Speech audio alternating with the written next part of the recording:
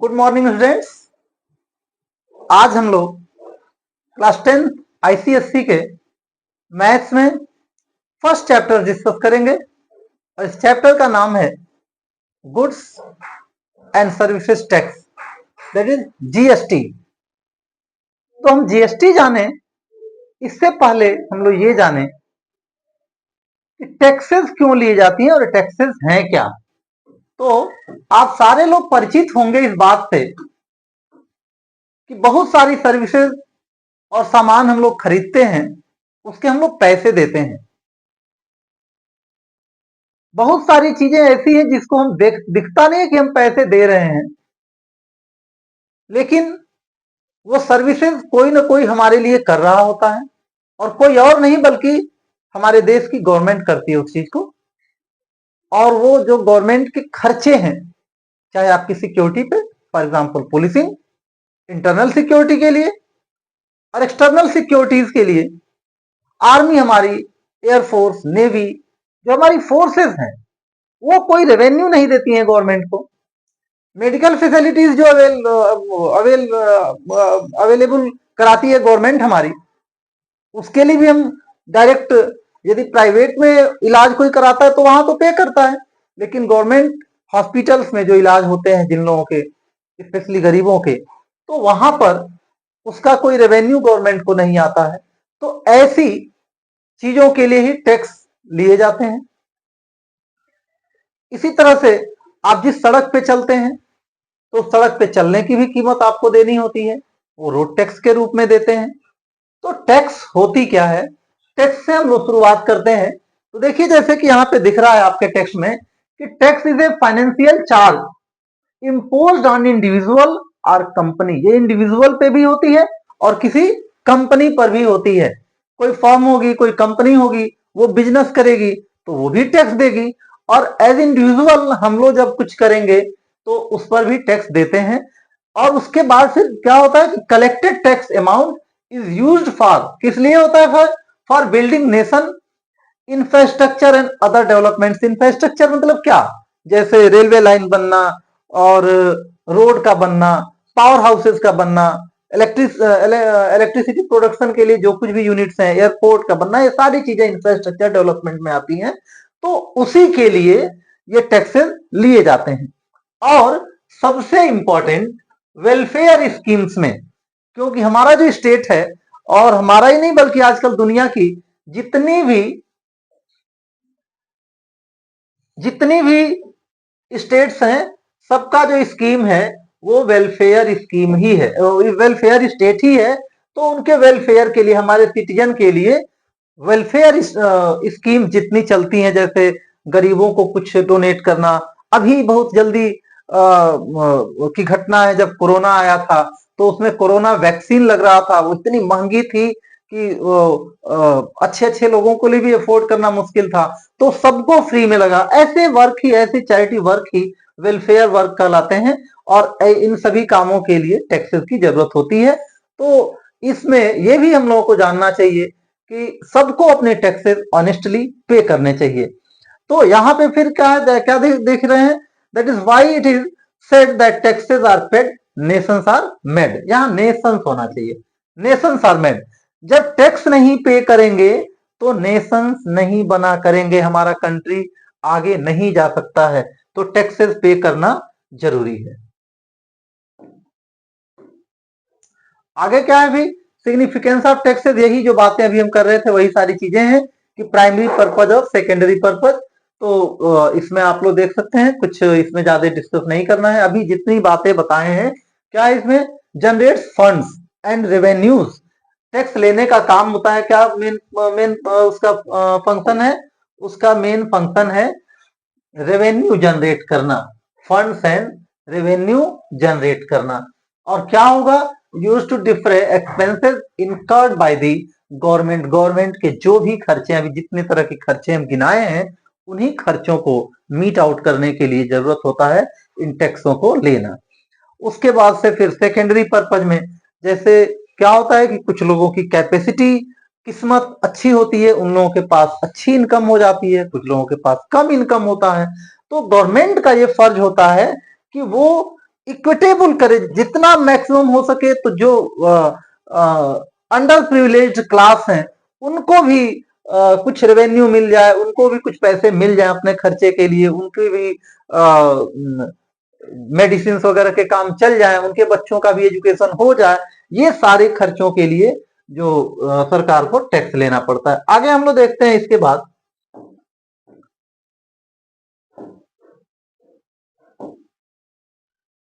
कितने तरह की टैक्सेस होती हैं। तो दो तरह की टैक्सेस होती हैं। First direct tax, direct tax, और दूसरा होता है इनडायरेक्ट टैक्स। इसमें थोड़ी सी बस ये समझानी है। डायरेक्ट टैक्स क्या है? द टैक्स विच वी पे डायरेक्टली टू द गवर्नमेंट, जो सीधे हम गवर्नमेंट को देते हैं। फॉर एग्जाम्पल उसमें इनकम टैक्स आएगा, अभी इसमें बहुत सारी टैक्सेस डिस्कस करेंगे हम लोग। तो इनकम टैक्स जिसको कि डायरेक्टली हमारी साल की कितनी इनकम है उसके अकॉर्डिंग एक टैक्स स्लैब होता है कि कौन कितना पैसा गवर्नमेंट को टैक्स देगा। तो ये एक हो गया इनकम टैक्स डायरेक्ट टैक्स के एग्जांपल में। और इनडायरेक्ट टैक्स क्या होता है? The taxes which are not paid directly to the government, but a company or a dealer takes the taxes, collect the taxes, and that person will pay to the government. For example, whenever we purchase something, for example pen, pencil, medicine, anything, in that case also we pay some tax. और वो tax कैसे government को जाता है भाई? तो हम दुकानदार को दिए, दुकानदार जब अपना जीएसटी रिटर्न करता है, जीएसटी फाइल करता है, तो उस केस में उसको गवर्नमेंट को देता है। तो टैक्स कहीं ना कहीं, अभी हम लोग जब क्वेश्चन देखेंगे इसका, तो यहां पर हम ये देखेंगे कि टैक्सेस पे तो हम गवर्नमेंट को जा रहा है, डीलर पे कर रहा है, लेकिन कहीं ना कहीं वो टैक्सेस फाइनली जो कंज्यूमर जो कंज्यूम कर रहा है उस आर्टिकल, उस आइटम को, वही पे कर रहा है। लेकिन वो डायरेक्टली पे नहीं कर रहा है, बल्कि गवर्नमेंट को इनडायरेक्टली जा रहा है। इसलिए ऐसी टैक्सेस कहलाती हैं इनडायरेक्ट टैक्सेस। तो जरा देखिए एक बार इसमें क्या लिखा हुआ है। यहाँ पे क्या है? These are set directly by the individual और एंटिटी टू द स्टेट और सेंट्रल गवर्नमेंट। और ये क्या है? These are paid by one individual entity to the government and subsequently the tax burden is passed on the different entity individual. मतलब tax pay, for example tax pay करेगा wholesaler, tax पे करेगी company जो manufacture कर रही है, लेकिन वो फाइनली टैक्स आएगा हमारे ऊपर। तो ऐसी जो टैक्सेस होती हैं वो इनडायरेक्ट टैक्सेस कहलाती हैं। डायरेक्ट टैक्सेस में इतनी सारी हैं, हालांकि हम लोगों को बस इसमें से गुड्स एंड सर्विसेज टैक्स को ही पढ़ना है, लेकिन टैक्सेशन को जान लेना जरूरी है कि टैक्स क्यों लिया जाता है और कैसे लिया जाता है। दो बातों का आंसर दिमाग में रहेगा तो आप जो भी इसके बाद क्वेश्चंस करेंगे वो सारे समझ में आएंगे। तो डायरेक्ट टैक्स में है इनकम टैक्स है, इनकम पे एनुअली इनकम हमारी क्या है उस पे हम जो टैक्स पे करते हैं that is called income tax. Corporation tax या कारपोरेट टैक्स भी कहते हैं। Capital gain tax, capital gain tax क्या होगा? हमारी कोई भी कैपिटल है, फॉर एग्जांपल किसी का कोई पैसा जमा है, फिक्स डिपॉजिट है मान लीजिए कहीं पर, और वो 1 लाख जमा किया है, अगले साल उसको 10,000 यदि इंटरेस्ट मिल गया तो 10,000 जो वो क्या हो गया उसके कैपिटल से वो आया, तो कैपिटल गेन टैक्स हो जाएगा। और कारपोरेशन टैक्स जो मैन्युफैक्चरिंग यूनिट्स होती हैं, कोई कंपनी होगी वो कुछ बनाएगी, तो जो सामान बनाएगी उस पे जो टैक्स लगता है वो कारपोरेशन टैक्स होता है। प्रोफेशन टैक्स कोई किसी प्रोफेशन को अपनाता है, फॉर एग्जांपल कोई म्यूजिक कंपनी हो या कोई और ये प्रोफेशन अपनाया हो, तो उसके प्रोफेशन से जो उसको पैसे मिल रहे हैं, इनकम आ रही है, उस पे that the tax paid by the person, that is called professional tax. Property tax किसी की प्रॉपर्टी है, किसी की लैंड है, तो लैंड रेवेन्यू हर साल जमा होता है, वो कहलाता है property tax. Road tax, road पे चलते हैं, गाड़ी जो लोग खरीदते हैं तो एक बार रजिस्टर कराते हैं गाड़ी को अपने, तो रजिस्ट्रेशन के समय उसी में लिखा रहता है रोड टैक्स। और अब जब अच्छी अच्छी सड़कें बन रही हैं, तो जब आप लखनऊ दिल्ली कहीं जाते होंगे तो रास्ते में टोल प्लाजाज पड़ते हैं, तो वो भी एक तरह का रोड टैक्स ही है। उसके बाद फिर स्टाम्प ड्यूटी, जब कोई बड़े रेवेन्यू लेन देन होते हैं, कोई जमीन खरीदना हो, कोई घर खरीदना हो, तो उस केस में आप जो प्रॉपर्टी खरीद रहे होते हैं उस जितना पैसा उसमें इन्वेस्ट करते हैं उसके अकॉर्डिंग ही उसमें रेवेन्यू देते हैं गवर्नमेंट को, स्टाम्प खरीदते हैं उसका, तो ये सीधे सीधे गवर्नमेंट को जाता है, इसलिए these all taxes are said to be direct taxes. अब जरा 2 मिनट इसमें हम देख लेते हैं कि इनडायरेक्ट टैक्सेस क्या होती हैं। तो उसमें सबसे ऊपर इसी का नाम है गुड्स एंड सर्विसेज टैक्स। तो गुड्स एंड सर्विसेज टैक्स में क्या है भाई, सामान बेचेंगे उस पे भी टैक्स लगेगा। सर्विसेज क्या है उसके बारे में एक बार आप लोगों को जानना चाहिए। तो सर्विसेज फॉर एग्जांपल, सारे लोग आजकल नेट चलाते हैं, तो चाहे मोबाइल से बात करने के लिए उसमें पैसे भर रहे हैं, चाहे उसमें नेट चलाने के लिए आप वो मंथली पैसे जमा कर रहे हैं, उसमें टीवी देखने के लिए अपना डीटीएच या जो भी रिचार्ज कर रहे हैं। तो ऐसी चीजें जो टेंजिबल नहीं है, दिखता तो नहीं है कुछ भी, लेकिन कहीं ना कहीं आपको कुछ उससे मिल रहा है, वो सर्विस के उसमें आएगा, और उसमें जो टैक्स देते हैं that is called service tax. तो उसमें कहीं लिखा रहता है फॉर एग्जांपल कोई इंश्योरेंस पॉलिसी है, कुछ और इस तरह की चीजें, जहां भी सर्विस का मतलब समझ रहे हैं, जो भी टेंजिबल चीज छोड़ के जो कुछ भी खरीद रहे हैं वो सब सर्विस है। फॉर एग्जांपल आप बस से कहीं जा रहे हैं, ट्रेन से जा रहे हैं, तो उसमें ट्रेन तो घर लेके आए नहीं, आप सामान तो कुछ लाए नहीं, आप क्या अवेल किए उसका, किस चीज के पैसे दिए, सर्विस के पैसे दिए। रेलवे ने जो आपको सर्विस दिया उसके पैसे दिए आप रेलवे को। तो वो सर्विस जो आप ले रहे हैं उस सर्विस पर भी टैक्स देना पड़ता है। वो देगी रेलवे या कोई प्राइवेट बस कंपनी है, तो वो टैक्स देगी, तो वो रेलवे देगी गवर्नमेंट को, लेकिन लेगा तो देगा फाइनली कौन, हमसे लेके ही देगी। तो हम इतने पैसे हो गए उसके टिकट के, इतने पैसे हमारे ट्रेवलिंग के हो गए, चार्जेस हो गए, और प्लस इतना पैसा उसमें टैक्स हो गया, तो टैक्स के रूप में। तो ये सारी चीजें, मतलब सामान कोई खरीदे, टेंजिबल चीज जो दिख रहा है कि ये सामान है, और उसके साथ साथ जो फैसिलिटीज हम अवेल करते हैं दैट इज कॉल्ड सर्विसेज। तो गुड्स एंड सर्विसेज दोनों पर ही टैक्स देना पड़ता है। उसके बाद से वैल्यू एडेड, वैल्यू एडेड का मतलब ये जीएसटी में भी आ जाता है, जीएसटी भी एक तरह से वैल्यू एडेड टैक्स ही है, लेकिन वैल्यू एडेड टैक्स का मतलब समझिए कि वैल्यू क्या ऐड होता है। फॉर एग्जाम्पल, आप जब किसी मैन्युफैक्चरर से कोई सामान खरीद के लाए, यदि आप दुकानदार हो और कोई सामान खरीद करके लाए, तो इन दैट केस क्या करेंगे आप जाएंगे और 400 का यदि सामान खरीद के लाए हैं, तो हमको 400 में तो बेच देंगे, तो आपको क्या मिलेगा।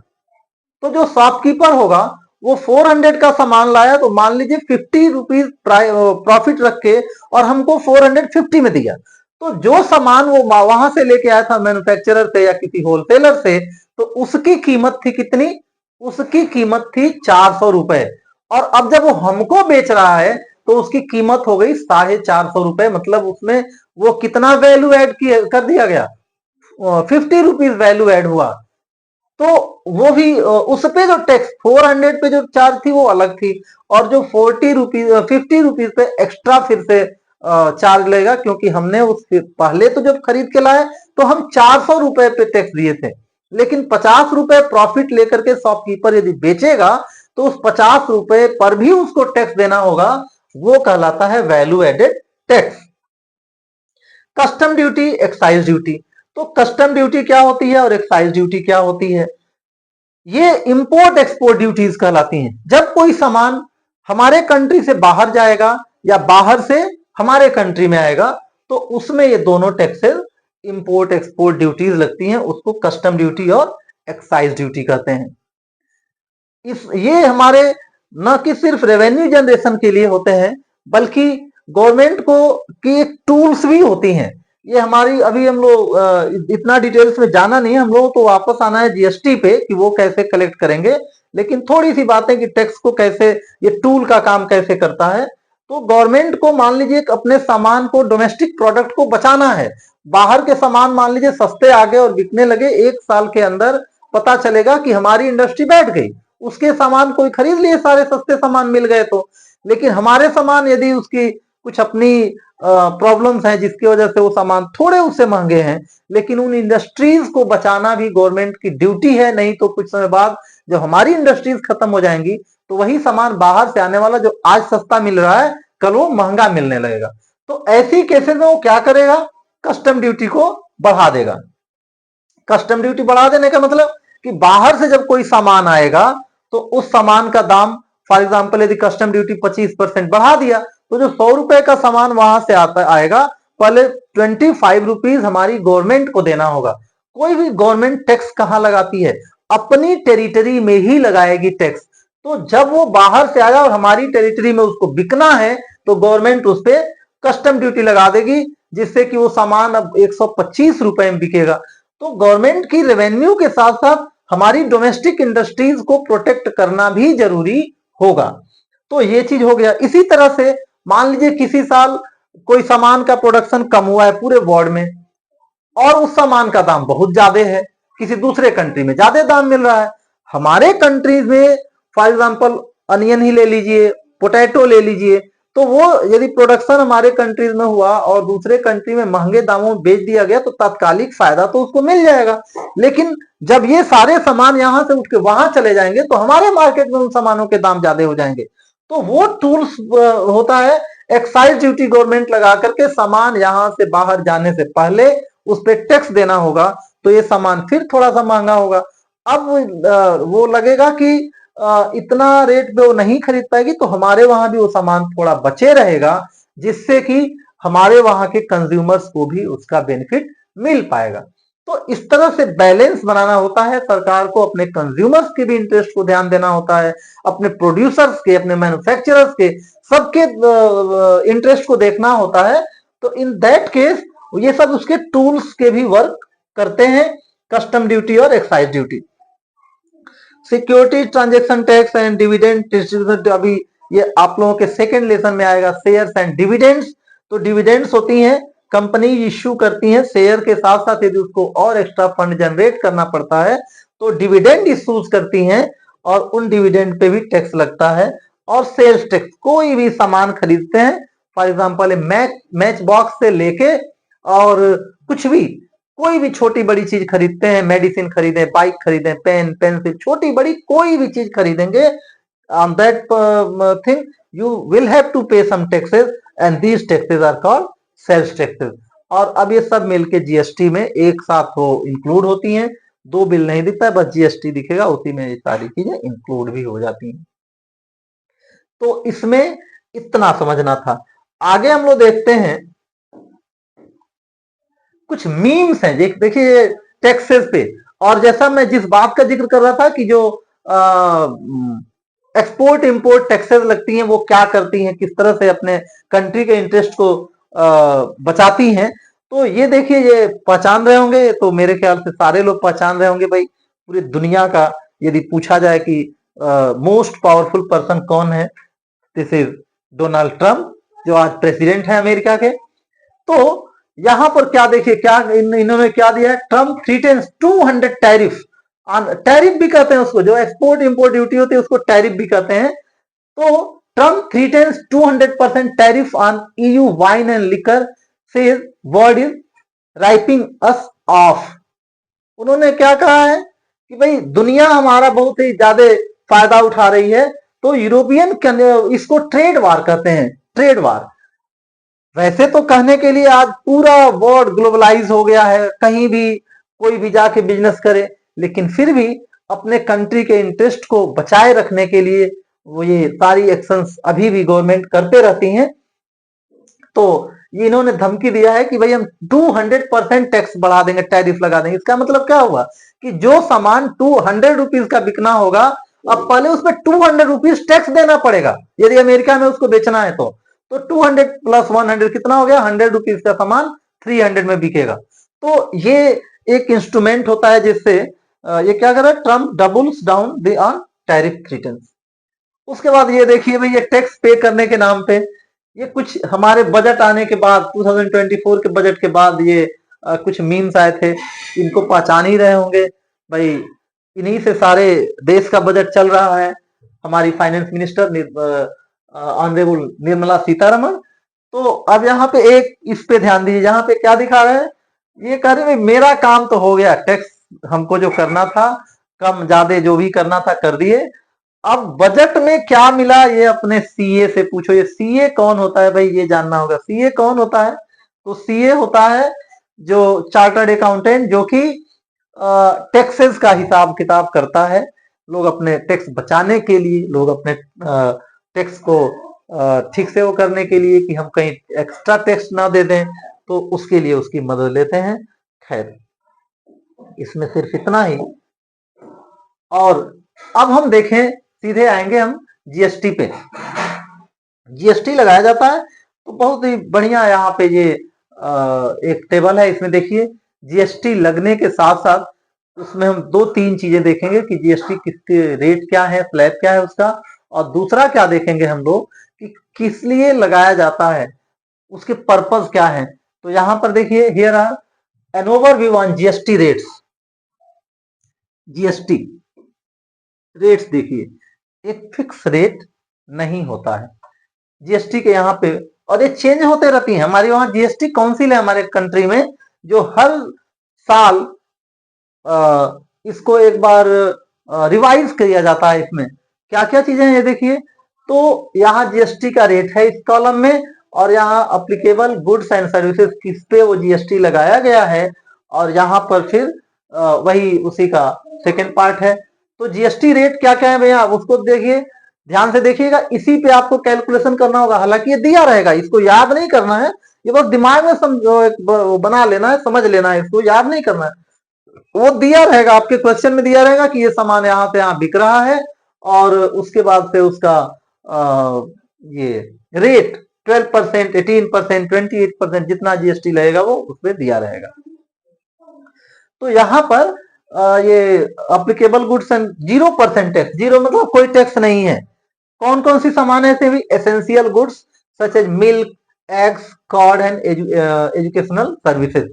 तो मिल्क में सब मिल्क पे नहीं भाई, जो अनपैक्ड मिल्क होगा, अनपैक्ड ग्रेन होगा, जो कि जनरली जो बहुत ही साधारण लोग उसको जिसको यूज करते हैं, उस पर टैक्स, मतलब यदि आप कहीं किसी ग्वाले से दूध लेते हैं उस पर कोई टैक्स नहीं है। लेकिन वही जब मदर डेयरी से खरीदेंगे, जो पैक्ड आइटम हो गया, उस पर आपको टैक्स देना पड़ेगा। तो यहाँ पे 0% टैक्स में, समझ रहे होंगे आप लोग। उसके बाद ये इसका पर्पस क्या है इस टैक्स का, देखिए, इंश्योर्स अफोर्डेबिलिटी। देखिए 0% मतलब टैक्स नहीं लगा है। क्यों नहीं लगा है, पर्पस में क्या दे रहा है, ensures affordability and accessibility for essential items and services for common people, ताकि वो लोग भी उसको अवेल कर सकें। दूसरे पार्ट में आइए, 5% टैक्स किस पे लग रहा है, तो ये लग रहा है items like coal, edible oils, tea, domestic LPG and life saving drugs. तो ये अब ये देखिए, ये हालांकि अब कहेंगे भाई लाइफ सेविंग ड्रग्स, दवा तो जरूरी ही है, इस पे टैक्स क्यों लग रहा है। तो कुछ चीजें ऐसी होती है जहां पे हाँ ये जरूर है कि इसका रेट कम है, और अच्छा होता है यदि टैक्स इस पे नहीं लग पाता। लेकिन सरकारों की भी अपनी कुछ मजबूरियां होती हैं, सारी चीज उसके पास नहीं है।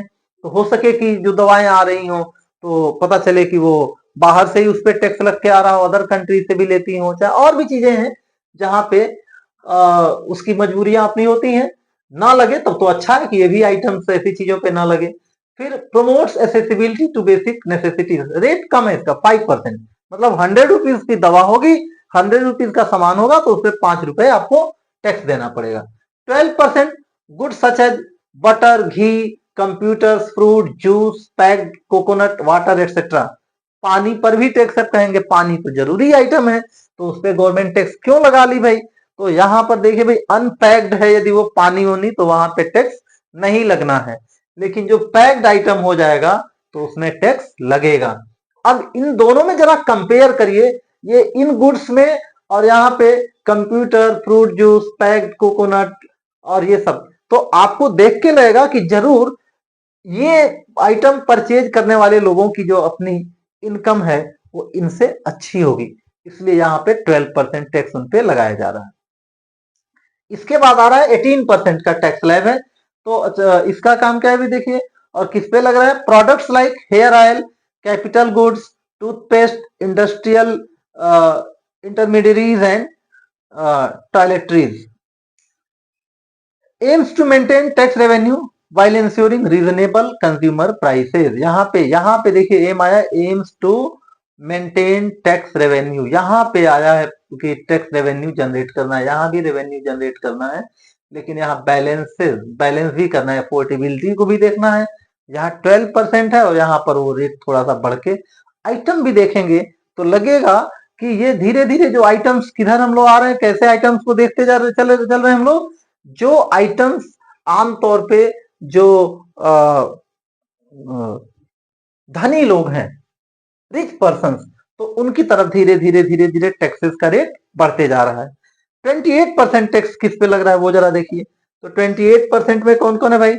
High and items like luxury cars, motorcycles, consumer. अब यहाँ पे जो लग्जरी कार में भी देखिए दो तरह की टैक्सेस होती हैं। एक होती है जो सिंपल कारें होती हैं, उनपे 18% लगता है, और जो लग्जूरियस जो बढ़िया क्वालिटी की कारें होती हैं उस पे 28% का टैक्स लगता है। और इसका मतलब क्या है लगने के लिए? तो applies the highest GST rate with additional cess on some items. और हाँ, ये टैक्स के साथ 28% तो टैक्स, और टैक्स के ऊपर फिर टैक्स के ऊपर 1% का सेस लगता है। तो ये यही चीज यहाँ पे दिखा रहा है। तो ये मतलब ये है कि टैक्स का जो ओवरऑल पैटर्न है वो यही है कि जैसी जैसी आइटम्स का वो बढ़ते जाता है कि कौन लोग उसको इस्तेमाल कर रहे हैं, जैसे जैसे प्रॉस्पर लोग उसको इस्तेमाल करने वाले आइटम्स में मिलते हैं, उसमें क्या होता है कि टैक्स का रेट धीरे धीरे बढ़ते चला जाता है।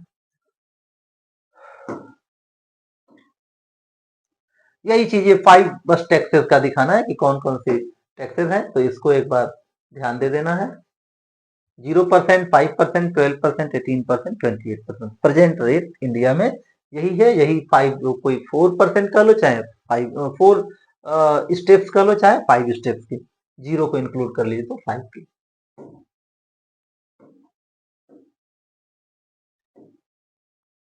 ये कुछ बिल्स हैं, कैसे वो जनरेट होता है, इसको पीछे आएंगे, इसके पहले पहले कुछ और चीजें यहां पर देख लें हम लोग। गुड्स एंड सर्विसेज टैक्सेस को फिर से, some terms related to GST. क्या क्या है भाई? तो डीलर क्या होता है? डीलर क्या होता है? Dealer, any person who buys goods और services for resale is known as dealer. और होलसेलर भी कभी कभी उसको वो कहते हैं। किसको बेच रहा है? वो रीसेल, जिसको बेच रहा है वो रीसेल करेगा जाके। ये टर्म्स को समझना होगा। डीलर जो है वो क्या करेगा? जिसको बेचेगा आइटम्स को, वो फिर जाके रीसेल करेगा उसको। उसके बाद dealer can be A firm और ए कंपनी, कोई कंपनी हो सकती है, कोई फर्म हो सकती है। दूसरे दूसरे में क्या देखते हैं हम लोग? इंट्रा स्टेट सेल्स और इंटर स्टेट सेल्स, इसको देखेंगे। ये टर्म्स आपको जानते होंगे। इंट्रा स्टेट मतलब with in the territory of your state. For example UP में जितनी चीजें बिकेंगी, बिहार में, झारखंड, छत्तीसगढ़, दिल्ली, चंडीगढ़, पंजाब, मतलब उस स्टेट की टेरिटरी में जो बिकेगा, उस स्टेट की टेरिटरी में जो बिकेगा वो होगा क्या? Intra state sale, that is sales of goods and services within the same state. Same state में या यूनियन टेरिटरी में बिकेगा तो वो कहलाएगा इंट्रा स्टेट। और inter state, sales of goods and services outside the state. Firm है, वो कंपनी है एक स्टेट में, फॉर एग्जांपल दिल्ली में, और सामान बिक रहा है वहां से पंजाब में। तो जब ऐसा होगा तो वो कहलाएगा इंटर स्टेट सेल।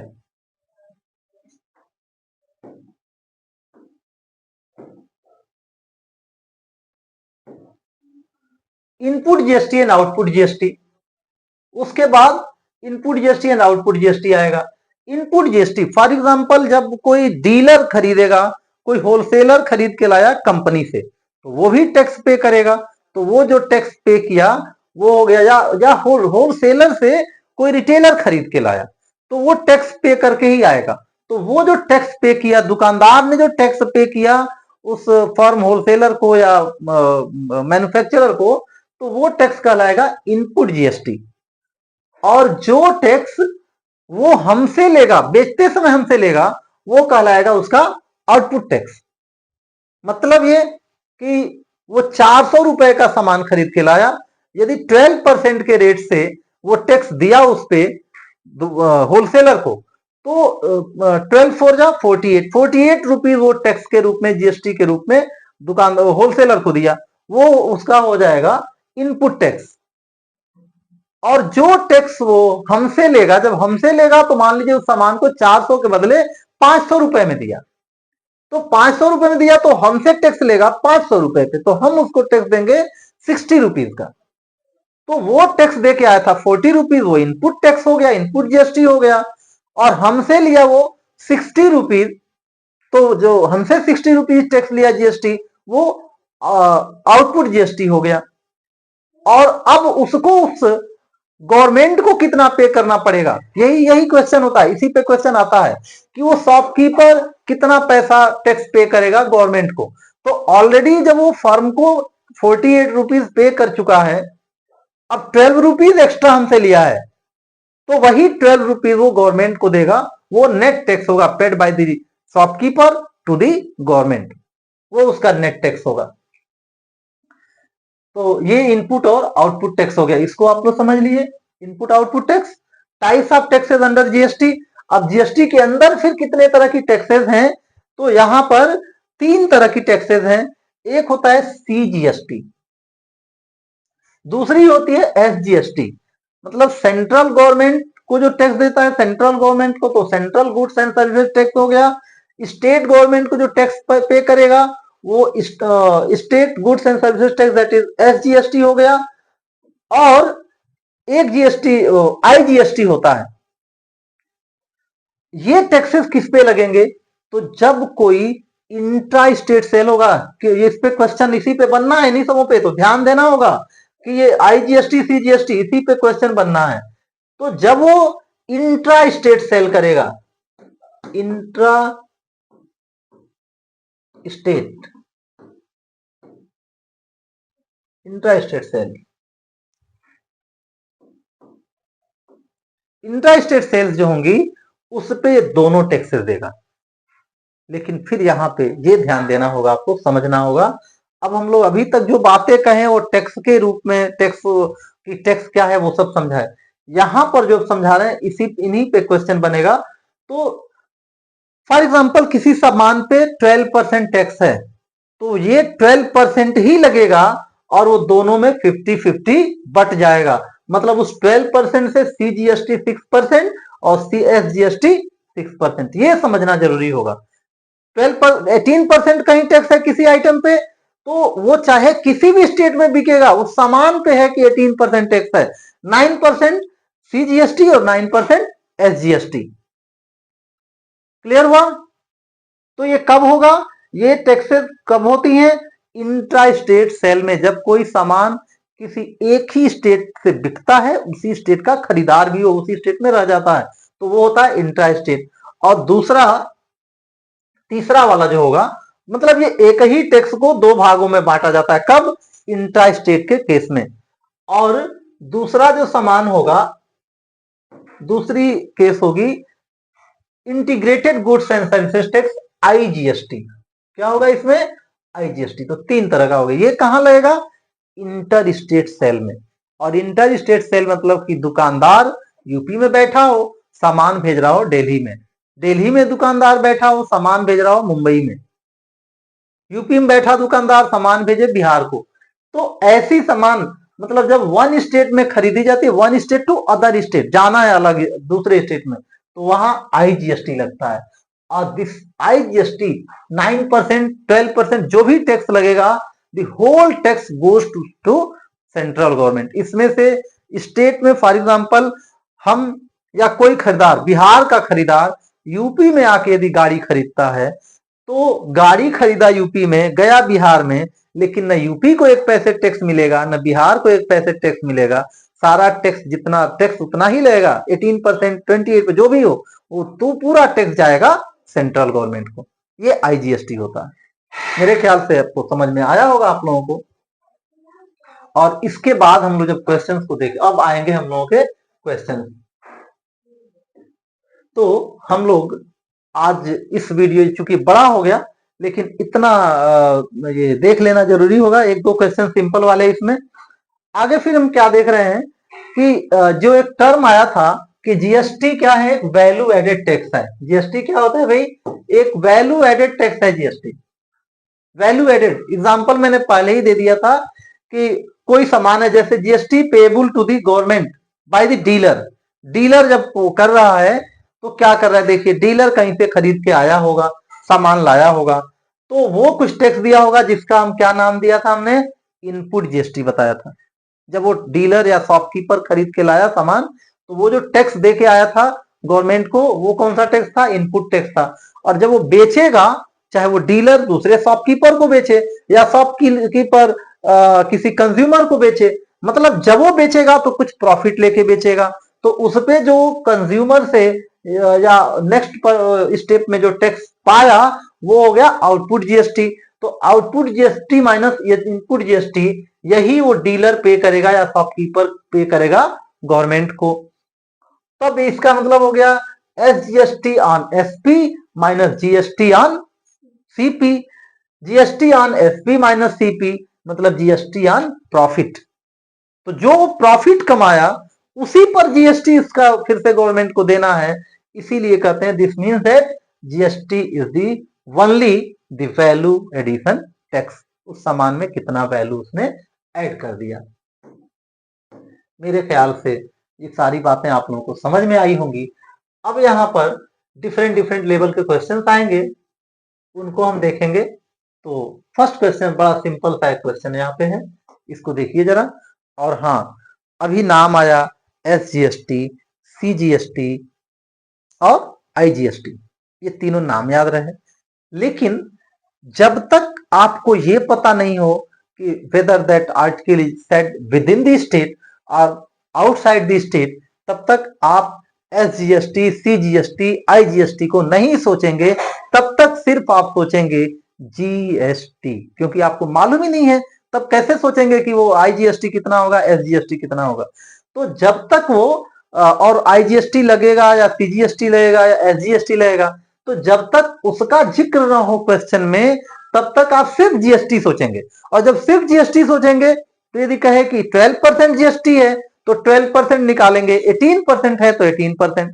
जब क्वेश्चन में ये कह देगा कि ये SGST within the state sale किया गया, तो वहां से दिमाग में आपके अब आएगा कि भाई एसजीएसटी कितना होगा, सीजीएसटी कितना होगा। एसजीएसटी सीजीएसटी दोनों के रेट आधे आधे हो जाएंगे। 12% है तो 6%, 6%, 18% है तो 9%, 9%। हमको लगता है कि ये सब बात समझ में आ रही होगी आप लोगों को। तो फर्स्ट क्वेश्चन देखते हैं। क्वेश्चन पढ़िए एक बार क्वेश्चन को। क्या कर रहे हैं, an article is marked at 30,000, 30,000 marking की गई है उसकी। और हाँ, एक बात और मैं बता दूं, जीएसटी जब भी लगेगा तो जिस वैल्यू पे वो बेचा जाता है, सेल किया जा रहा है, उसी पर जीएसटी लगेगा। मार्क प्राइस अलग चीज है। मार्क प्राइस क्या होगा कि उस पे लिस्टिंग कर दी गई, उस पे जितना लिख दिया गया, printing price, mark price, MRP, जो भी नाम दे लीजिए उसको। लेकिन यदि वो उसी पे देता है, उतने पैसे पे बेचता है, तो आपकी जीएसटी उस मार्क प्राइस, वही आपकी सेलिंग प्राइस हो गई। लेकिन हो सकता है कि दुकानदार आपको डिस्काउंट दिया हो, तो यदि वो डिस्काउंट देता है तो उसमें से डिस्काउंट माइनस करेंगे तब आपकी एसपी निकलेगी। और इन क्वेश्चंस को करने के लिए आपको प्रॉफिट एंड लॉस का जो लेसन है उसको एक बार आप लोग रिवाइज कर लीजिएगा। यहां पर एक जनरल फॉर्मूला का हम लोग बहुत ज्यादा यूज करेंगे। फॉर एग्जांपल इसको देख लीजिए, फिर उसके बाद क्वेश्चन को भी वो करेंगे। फॉर एग्जांपल यहाँ पे यदि आपका एसपी निकालना है मार्क प्राइस से, तो mark price SP equal to mark price से निकालना है, तो MP into 100 plus 100 minus D divided by 100। D क्या है यहाँ पर, डिस्काउंट है। यदि डिस्काउंट दिया है तो मार्क प्राइस से वो डिफरेंट होगा। मार्क प्राइस पे बेच दिया तब तो मार्क प्राइस ही आपकी एसपी हो जाएगी। लेकिन यदि वो डिस्काउंट दिया तो इस फॉर्मूले से पहले आप उसका एसपी निकालेंगे। यदि ये दिया कितने में खरीदा और जीएसटी इतना पैसे प्रॉफिट लिया, तो प्रॉफिट को ऐड करिए। तो एसपी इक्वल टू, यदि पैसे में दिया है, सीपी प्लस गेन और प्रॉफिट, इसको इस्तेमाल करिए। यदि परसेंटेज में दिया है तो उस केस में SP equal to CP into 100 plus minus R divided by 100। Plus minus R क्या है भाई, तो यदि प्रॉफिट हुआ है तो प्लस करके, और माइनस लॉस हुआ है तो माइनस करके। आर क्या है, परसेंटेज प्रॉफिट या लॉस है। परसेंटेज प्रॉफिट और लॉस। तो ये भी ध्यान में रहे कि जब टैक्स निकालेंगे, जीएसटी निकालेंगे, तो जो खरीद रहा है, जिस प्राइस पे खरीद रहा है उस पे लगेगा, तो प्राइसेस डिफरेंट दी रहेंगी, इसको भी ध्यान में रखना होगा। और यदि ये इतनी बातें समझ में आ गई आप लोगों को तो क्वेश्चंस काफी आसान हो जाएंगे। बस इसके बाद वो division, multiplication, uses of percentage, इतना ही जानना है और कुछ जानना नहीं है इसमें। क्वेश्चन देखिए, करें an article is marked at 30,000, a shopkeeper sells it to a consumer at 10% profit. अब यहां देखिए आ गया, पहले क्वेश्चन में क्या आ गया, प्रॉफिट, और किस में दिया है भाई, परसेंटेज में दिया है 10%। तो ये उसके बाद if the rate of GST is 12%, rate of GST 12% है, find number 1 the selling price excluding the tax, without tax selling price निकालना है। नहीं भी पूछा रहता है सेलिंग प्राइस और आपको अमाउंट ऑफ टैक्स निकालना होता तो आपको पहले उसका सेलिंग प्राइस निकालना होता। पेड बाय द, तो tax paid by the consumer, और तीसरा क्या है, the total amount paid by the consumer. अब यहां पर कहीं जिक्र नहीं किया है कि ये सामान दिल्ली में खरीदा जा रहा है, बिहार में, यूपी में, कहां का, डजंट मैटर हियर। तो यहां जब वो नहीं दिया है तो हम भी उसके चक्कर में नहीं पड़ेंगे, हम एसजीएसटी सीजीएसटी नहीं, ओनली जीएसटी। और उसके पहले हम क्या करें भाई, तो उसके पहले आप लोग लिखिए इसमें क्या चाहिए हमको, तो यहाँ पे सीपी दिया, ये एमपी दिया हुआ है, इसका एमपी लिस्टिंग प्राइस क्या है भाई, ये है 30,000 जितना दिया है। और कह रहा है कि इस पे the shopkeeper sells it to a consumer at 10% profit. अब 10% अभी प्रॉफिट भी ले रहा है, तो एसपी क्या हो जा रहा है भाई, एसपी इक्वल टू, अब यहाँ पे 30,000 इंटू 100 प्लस आर बाई 100।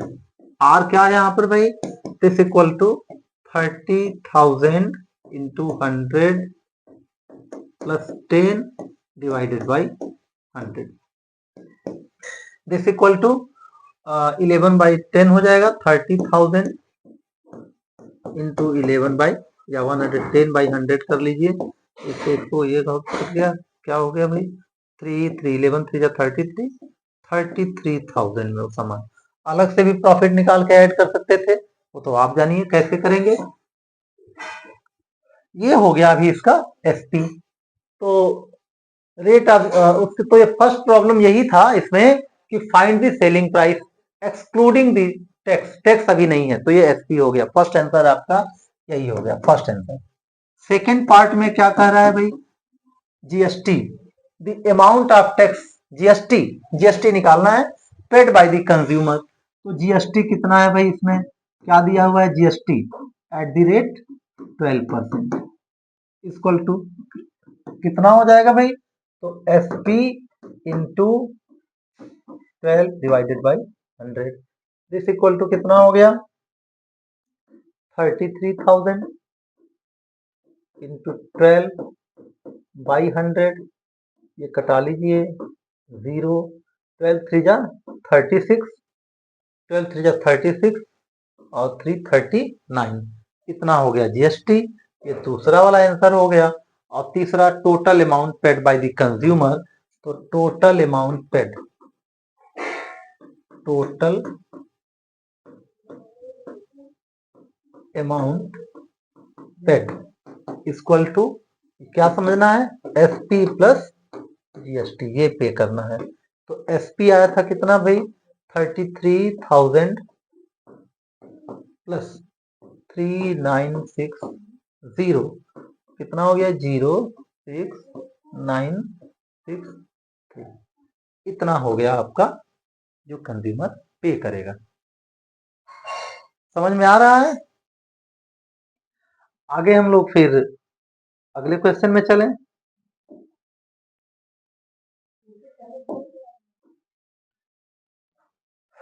आज के लिए इस वीडियो में सिर्फ इतना ही, क्योंकि समय अब नहीं है।